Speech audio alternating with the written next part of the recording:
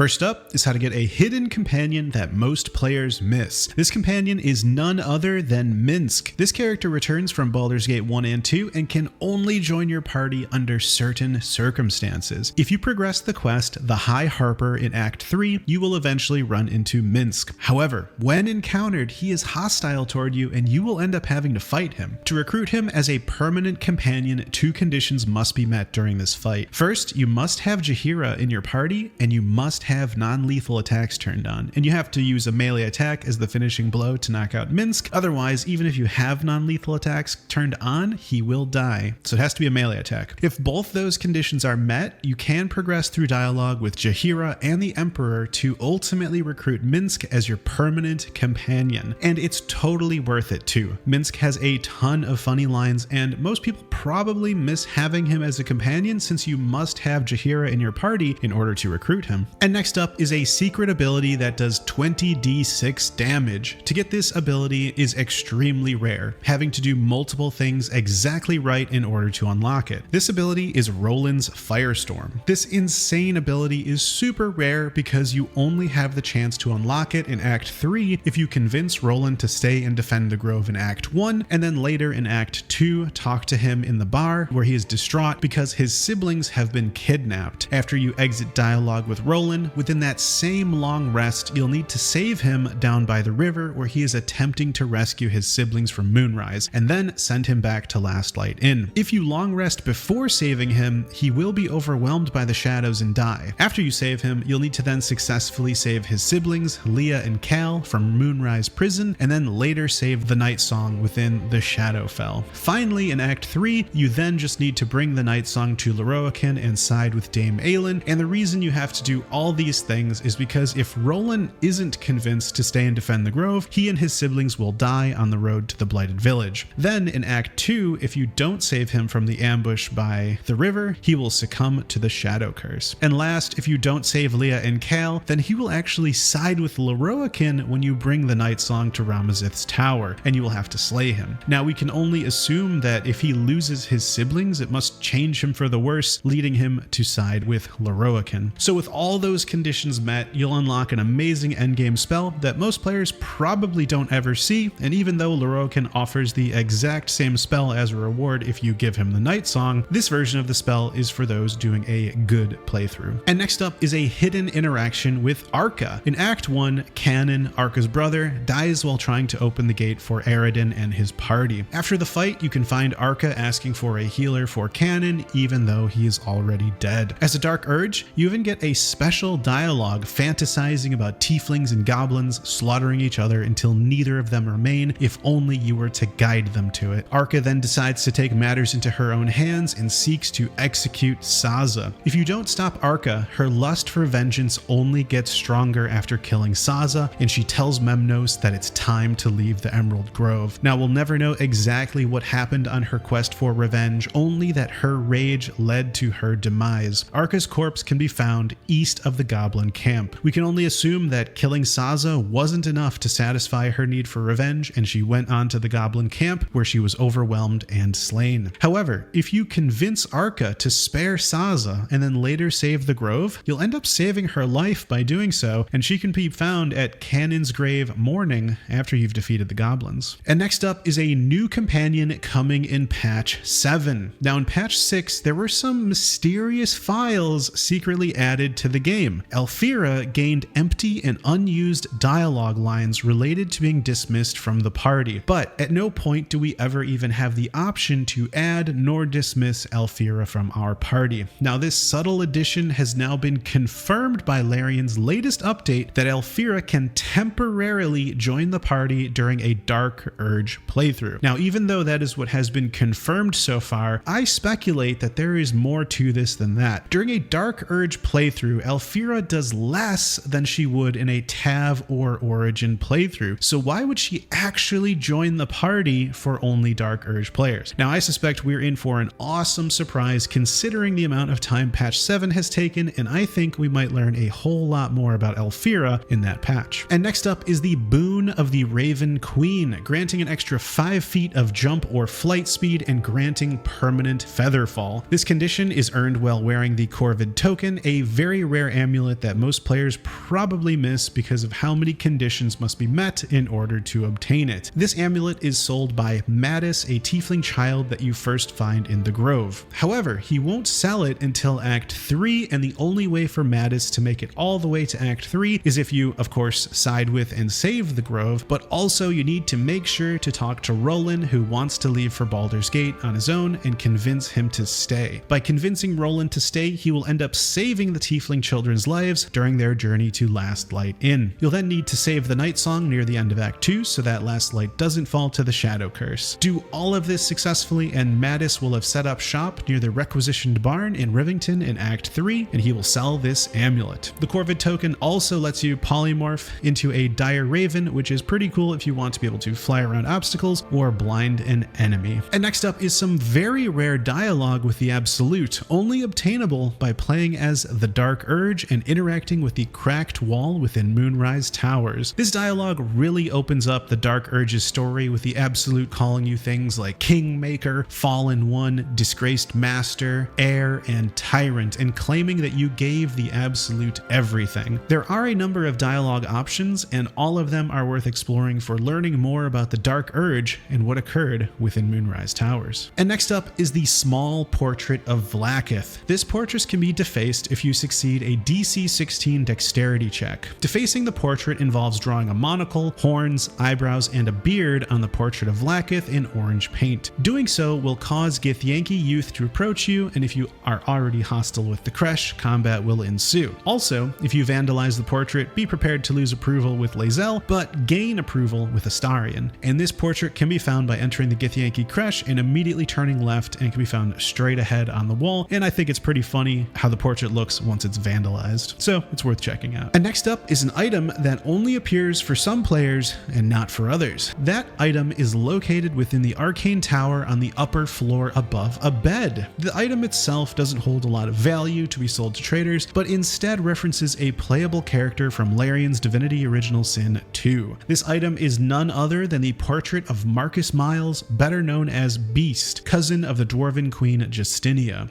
and the portrait can only be found if the Digital Deluxe upgrade was purchased. And next up is an amazing secret bonus hidden within Act 3. Now there's a lot going on in Act 3, so it's easy to miss this secret bonus, which benefits you as long as you're within the lower city. This bonus is earned by completing the quest Stop the Presses, and if done properly, awards you with plus 10 attitude with all traders within Act 3, other than those in Rivington. You'll even receive positive remarks and compliments from people around Baldur's Gate. To complete this quest and receive this outcome, you'll need to head to Baldur's Mouth just west of the Basilisk Gate. Once inside, speak to Etvard, who will condemn you and your actions, and depending on what you've done so far, his reason for being upset will change. However, if you killed Gortash already, then this quest will not be available, as Gortash's death is more newsworthy. After speaking to Etvard, you will be kicked out and you'll need to sneak back into the basement where you'll find the printing press. This is operated by a fey creature, and if you freed Dolly thrice from the Moon Lantern in Act 2, then the creature will help you without any persuasion checks. He'll throw out the story and offer you the option to replace it with something else. If you check the wicker basket just beside the printing press, you'll find a story called Adventurers, Our Best Hope for the City. Placing that in the printing press will reward you with plus 10 reputation across the lower city traders, which means discounted prices. This only occurs after you long rest though. The quest is also time sensitive. If you have the conversation with Etvard and long rest before completing the quest, the story will be released and you'll lose 15 attitude with all traders in Act 3, and you'll have residents responding negatively to you. And next up is an item that only appears for some players and not for others. That item is located within the gnarled tea house hidden behind vines on the wall. The item itself doesn't hold a lot of value to be sold to traders, but instead references a playable character from Larian's Divinity Original Sin 2. This item is none other than the portrait of Sebille Kaleran, and the portrait can only be found if the Digital Deluxe upgrade was purchased. And interestingly, none of the portraits appear when using the Alt key, or the key used to show items you can interact with, truly making them hidden and very easy to miss. And next up is how to become vulnerable to all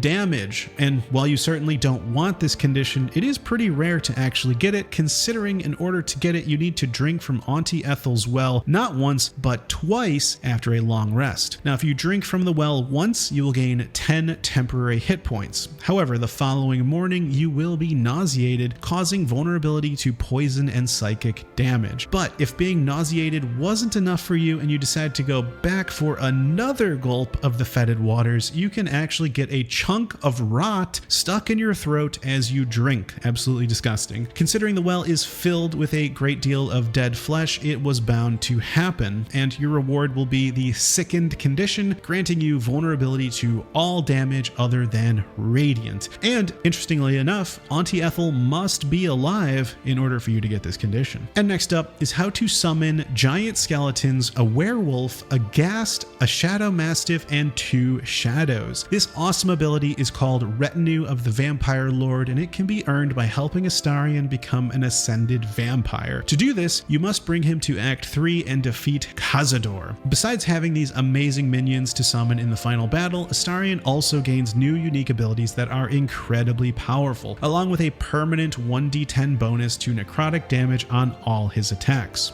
So it's definitely worth checking out. And next up is a secret interaction with Gontr Mael. This incredible bow gives your ranged attacks a chance to grant advantage in the form of Guiding Bolt. This feature is called Promised Victory. What the bow doesn't mention is that it can grant this on all targets hit when using an arrow of many targets. This makes the bow absolutely amazing for granting advantage to your whole party. And to get this bow, all you need to do is defeat the Steel Watcher Titan in the Steel Watch Foundry in Act 3. But be careful, because the bow doesn't drop if you defeat the Steel Watcher through Atrophied. So if you plan to throw your underwear at the Watcher until it dies, don't do that, because you won't get the bow if you do. And next up, did you know you can summon 4 Intellect Devourers? To do this, you'll need Summon Us. This can be obtained by saving Us from the Nautiloid in Act 1 and ensuring it doesn't die, and then later saving it again in Act 2 within the Mind Flayer colony. Once you have Summon Us, all you need to do is cast it on a companion and then dismiss the companion and pass the Summon Us item to the next companion to repeat. Once you've done that for 3 companions, then pass the item to your Tav and Summon Us, then ask your 3 companions to rejoin you, and you now have 4 Intellect Devourers at your command. You can also do the same thing with other pets like Scratch. Use Scratch's ball to summon Scratch, dismiss your companion, and then so on and so forth to get up to 4 best friends at the same time. And next up is how to get the Zhentarim to join you. This band of merchants and mercenaries value coin above all else. First encountered in Act 1, the very same Roa Moonglow, if not killed, will appear in Act 3 while progressing the quest, the High Harper. Now this quest eventually leads you to be faced with a decision on who to side with, and if you choose the Zhentarim, they will actually join you in the final fight against the Netherbrain. And next up is an item that only appears for some players and not for others. That item is located within the refectory, accessed via the chapel entrance in Act 1. After entering through the door, if you head directly west, you will find an item on the wall. The item itself doesn't hold a lot of value to be sold to traders, but instead references a playable character from Larian's Divinity Original Sin 2. This item is none other than the portrait of Fane and can be only found if the Digital Deluxe upgrade was purchased. And next up is an insane ability that compels an enemy to die instantly. Wow, what a spell. This spell is called Power Word Kill and can only be learned as the Dark Urge by embracing the urge. The target must currently have 100 or less hit points in order to cast the spell on them, and once used, the spell can never be used again. However, there is a way to cast it more than once. Now, the first way to do this is to cast it on yourself. Now, for some reason, you can kill yourself with this spell as many times as you'd like,